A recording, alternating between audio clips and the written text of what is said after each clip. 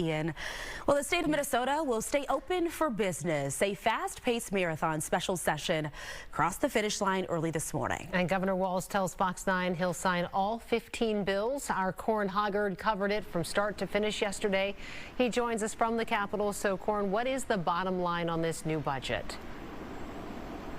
Bottom line is it's a $66 billion budget, which is a pretty big one, but it's a $5 billion cut from the previous 2 years. Those cuts are kind of spread all over in all the bills, but some of the biggest ones are to public transit in the transportation bill, also to the increases on disability waivers in the Health and Human Services bill, and then the big one that everybody was talking about was the cuts to undocumented adults in MnCare. That one was a standalone bill, and it was a compromise between the GOP and the DFL. The DFL leaders saying the GOP wouldn't move on anything in the budget until they got some concessions there. And so the leaders from both the House and Senate DFL agreed that they would cast the votes that ultimately got these cuts to pass.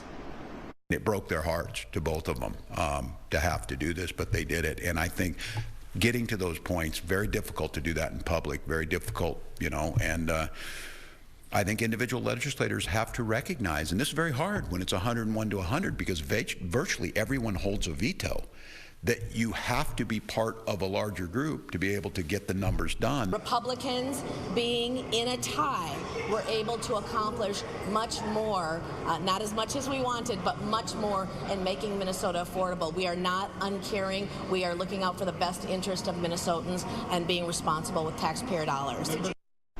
And ultimately, that tie was a big deal. It kept either party from dominating this session. They had to work together and could not get everything that they wanted. And it's just the second tie in 94 chances here at the legislature. I think I was 9 when the House was tied last time, and I haven't really spent a lot of time comparing our work this time with the work that they did last time. I think they ended a lot worse.